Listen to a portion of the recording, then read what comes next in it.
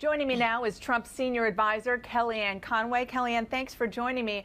I just want to start with what you just heard from Newt Gingrich and Mike Huckabee, both going public against Mitt Romney for Secretary of State. You seem to join in as well. You tweeted, receiving deluge of social media and private comms Romney. Some Trump loyalists warn against Romney as Secretary of State. Do you think Mitt Romney could be a loyal Secretary of State for Donald Trump? I would hope so, because that's the first job of any Secretary of State, Dana, is to support and work directly for and advise the president for whom you work. I felt compelled to mention it because it's just breathtaking in scope and intensity, the type of messages I've received from all over the country. And I'm just me, I'm not Donald Trump. And so just as his former campaign manager, the number of people who feel betrayed to think that Governor Romney would get the most prominent cabinet post after he went so far out of his way to hurt Donald Trump. There was the Never Trump movement, and then there was Mitt Romney. He gave speeches against Donald Trump. He attacked his character. I never heard Governor Romney come out and say, hey, you know, I have a problem with X, Y, and Z, but that 25 million job creation plan over the next 10 years is really something to look at. The fact that you'll reduce the capital gains tax and the tax on employers and businesses, or you'll unleash energy investment, or you have a 10-point plan to reform the Veterans Administration, none of that was ever said. And the Romney consultants were the worst to all of us, including Mr. Trump. Their Twitter feeds were a complete 100% anti-Trump screed. And look, if President-elect Trump chooses Mitt Romney as his Secretary of State, or whomever he chooses, that will have the full support and backing of all of us. I respect the brilliance and judgment and sheer instincts of President-elect Trump to form his cabinet as he wishes, but I felt compelled to come forward on behalf of the people who were weighing in. Absolutely. We know that you have been supportive of President-elect Trump and his decisions, but it really sounds like you personally, it's not just that you have been receiving criticism and concerns about Mitt Romney, that you personally have concerns about a potential Secretary of State Mitt Romney for Donald Trump. Well, it's what I'm not sure that my personal concerns matter. But am I wrong to say that? Decision rests with one man. And no, you're not wrong to say that, because Governor Romney went out of his way. I also just think that it's Donald Trump who's shown that he has political instincts. You know, Governor Romney ran for the same office 4 years ago and lost spectacularly. It's Donald Trump who just won 306 electoral votes, won states like Michigan. Mitt Romney lost Michigan by 10 points. Donald Trump just won it. Donald Trump won Wisconsin for the first time since 1984, won Pennsylvania, won Florida, won Iowa, won Ohio.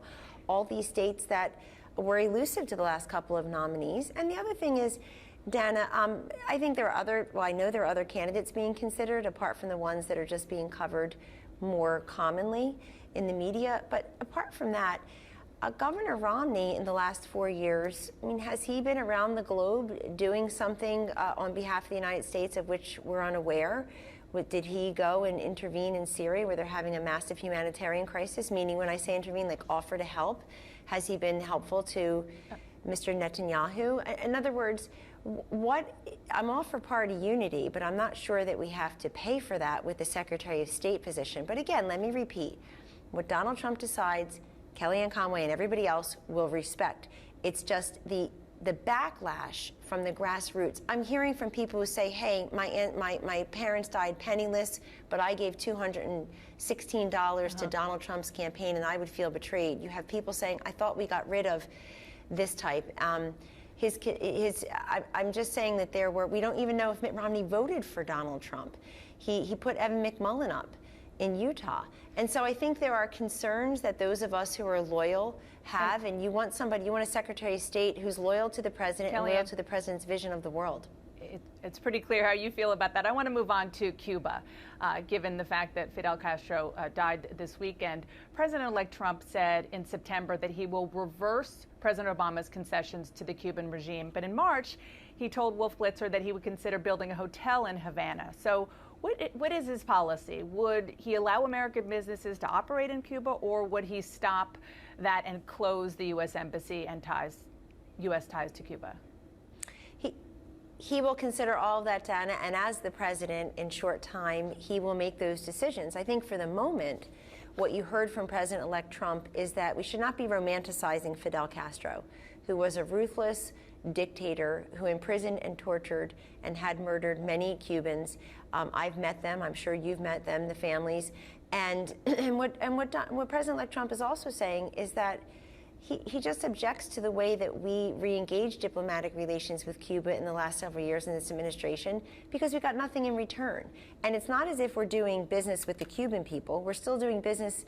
Those who are doing business with Cuba are doing business with the Cuban government, not the Cuban people. And it is what President-elect Trump has as his priorities to make sure those political prisoners are freed from Cuba and to make sure that Cubans start to enjoy, after 60 years of oppression, political, economic, and religious freedom.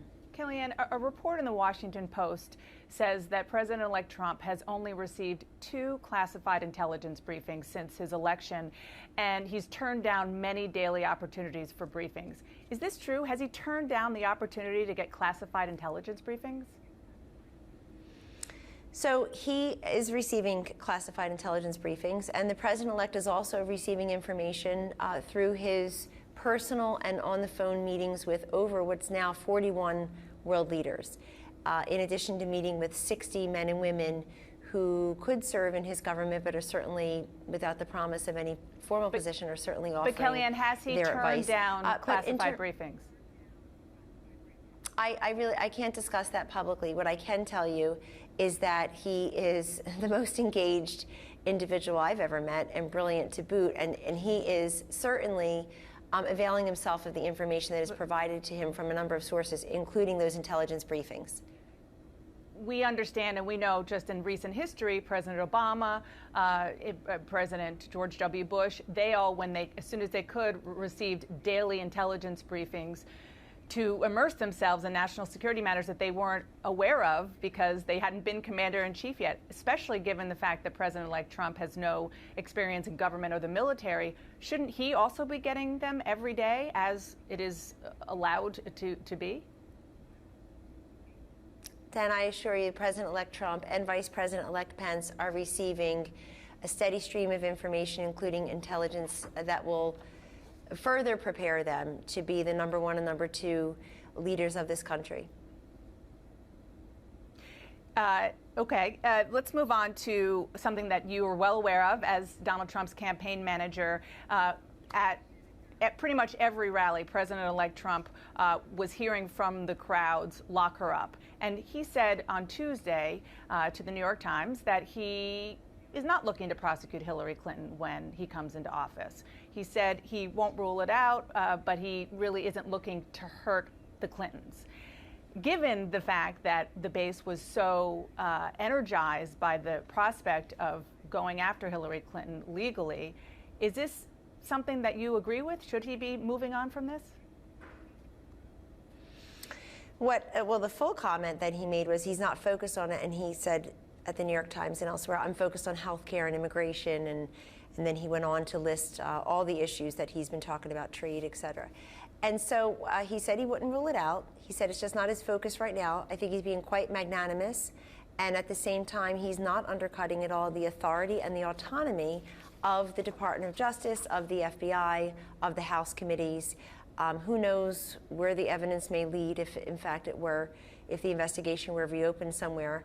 But this is the president-elect's position right now, and I would say he's been incredibly gracious and magnanimous to Secretary Clinton at a time when, for whatever reason, her folks are saying they will join in a recount to try to somehow undo the 70-plus electoral votes that he beat her by. I mean, this, I was asked on CNN and elsewhere, goodness, 1,000 times, will Donald Trump accept the election results? And now you've got the Democrats and Jill Stein saying they do not accept the election results. She congratulated him and she conceded to him on election night. I was right there. Mm-hmm. And the idea that we are going to drag this out now, where the president-elect has been incredibly magnanimous to the Clintons and to the Obamas, is pretty incredible. Kellyanne Conway, thank you so much for your time. Appreciate it. Thank you, Dana.